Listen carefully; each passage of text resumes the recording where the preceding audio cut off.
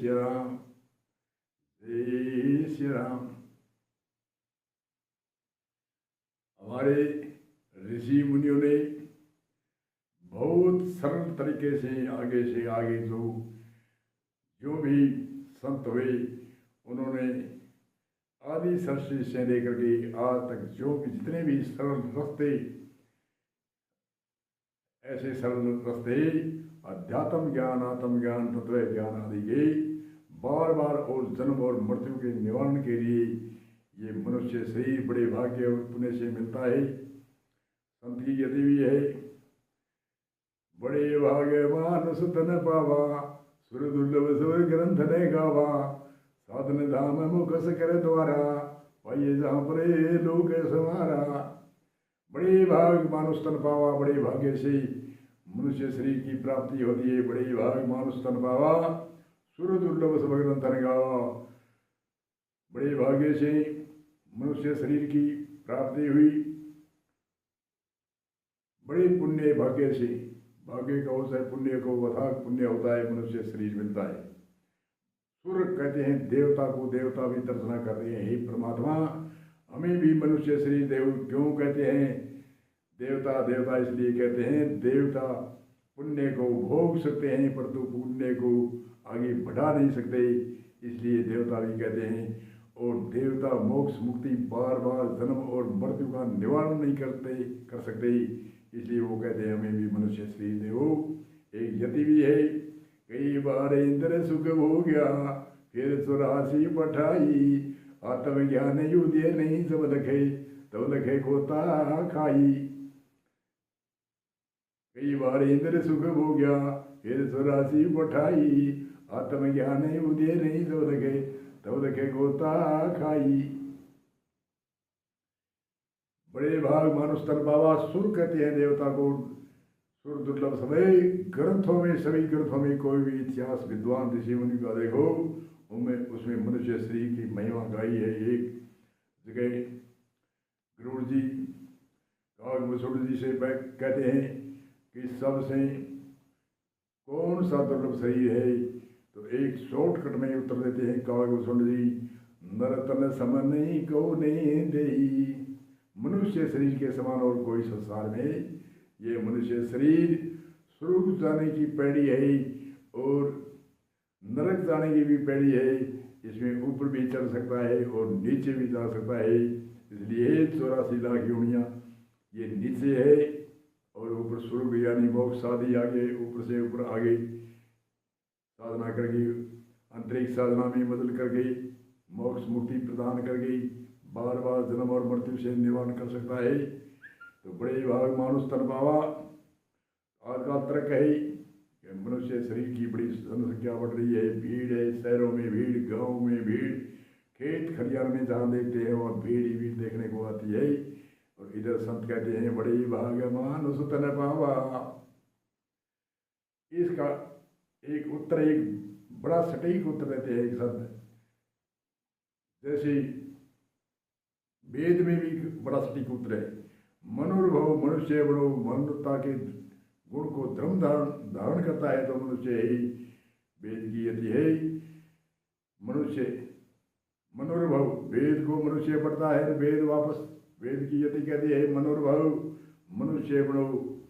मनुष्य मानवता के गुण धारण करते हैं वह मनुष्य है, और जिसमें मनुष्य की मानवता के गुण नहीं वह मनुष्य नहीं। जैसे एक यति में कहा है, निद्रा भोजन भोग वै ते नर पशु समान, निद्रा भोजन भोग वै ते नर पशु समान, नर ने ज्ञान अधिकता ज्ञान बिना पशु जान। नींद पशु भी देवे और मनुष्य देवे की अंतर है। निद्रा भोजन पशु भी करते हैं और मनुष्य करते हैं, क्या भेदभाव है? मनुष्य घास का बीज खाता है और पशु घास खाता है, इतना ही अंतर है। परंतु पेट की अग्नि बुझाने के लिए चाहे घास खाकर बुझाओ चाहे बीज खाकर बुझाओ, अग्नि शांत करते हैं। दोनों में एक जैसा ही है।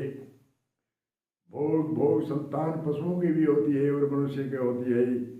और निद्रा भोजन भोग भय पशुओं को लगता है, मार का भय लगता है, मृत्यु का भय लगता है, ऐसे ही मनुष्य को भी मार का भय, मृत्यु का भय लगता है। इन चार बातों में तो बराबर हुए। और अगली रीति में बड़ा सटीक उत्तर देते हैं। नर ने ज्ञान अधिकता ज्ञान बिना पशु जान। नर ने अधिक ज्ञान अधिकता ज्ञान बिना पशु जान। हम तो ज्ञान मानते हैं कोई LL करके वकील बने हुए ज्ञानी है, या कोई IAS अधिकारी बने हुए ज्ञानी है, या कोई इंजीनियर डिग्री डॉक्टर आदि की उपाधि हो वह ज्ञानी है। वो ज्ञानी नहीं है, वह पेट पूर्ति की उपाय है। चाहे सरकारी नौकरी करके पेट भरो, चाहे प्राइवेट करके पेट भरो, जीविका के लिए एक उपाय है। चाहे सरकारी करो, चाहे दुकान करो, चाहे व्यापार करो, चाहे खेती करो, चाहे मजदूरी करो, कैसे भी करो पेट पूर्ति का उपाय है। राम नाम शरीर सत्य होगा तब IAS डिग्री हो, चाहे इंजीनियर की डिग्री हो, चाहे बड़ी बड़ी डिग्रियां हो, सभी डिग्रियां राम नाम सत्य शरीर के साथ होती है। इसलिए ये परलोक में काम आने वाले नहीं है। कोई कहते हैं हमने डिग्री ली है और डिग्री की बात करते हैं, अरे जब उम्र होगी 80 वर्ष की तब आपके डिग्रियां याद आएगी। ये डिग्री साथ जाने वाली नहीं है।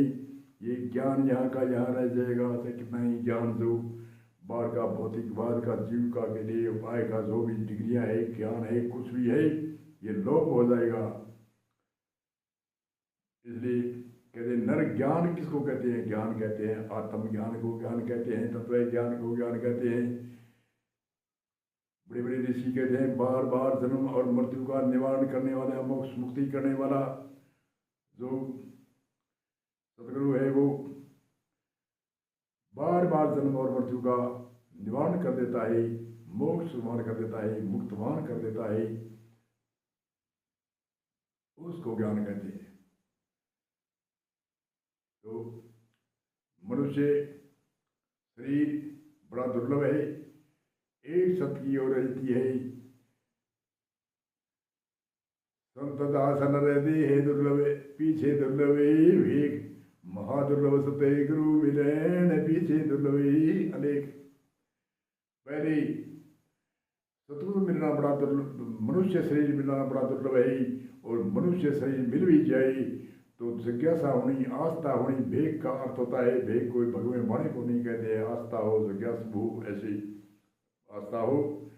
और महादुर्लभ सत्य गुरु मिलन, और वस्तु तो केवल दुर्लभ बताई, मनुष्य शरीर दुर्लभ है, जिज्ञासा होनी दुर्लभ है, ध्यान धरना दुर्लभ है, मन को जीतना दुर्लभ है, और विराग होना दुर्लभ है, और ध्यान धरना दुर्लभ है, विषयों का त्याग दुर्लभ है, सत्संग हरि कथा दुर्लभ है, निर्माण पद दुर्लभ है, और जीवन मुक्त आदि दुर्लभ है। परंतु महादुर्लभ सत्य गुरु मिलन बड़ी अनोखी बात है।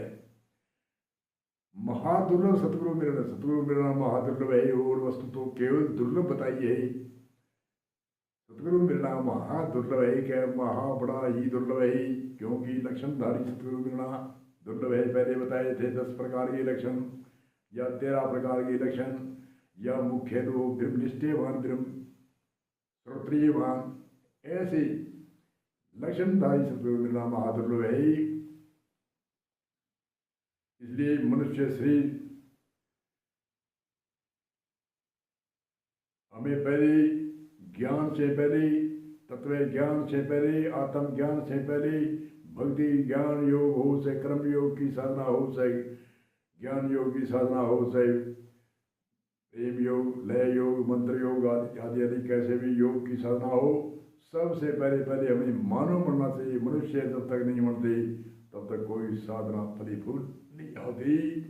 इसलिए मनुष्य मानव मात्र के धर्म है धैर्य, क्षमा, दम, असत्य, सोच, इंद्रिय निग्रह, बुद्धि, विद्या, सत्यम, अक्रोध, क्रोध रहित, ऐसे 10 प्रकार के लक्षणों को धारण करता है वह मनुष्य है।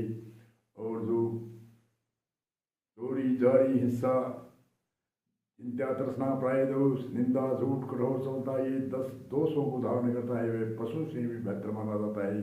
उनको सरकार भी 10 नंबरी घोषित करती है और संत भी उसको 10 नंबरी घोषित करते हैं। 10 दोषों का त्याग करना और 10 धर्मों को धारण करने वाले कोई मनुष्य कहते हैं। इसलिए सूत्र को हम विराम देते हुए आगे और चर्चा करेंगे। बोलो जय श्री राम जी।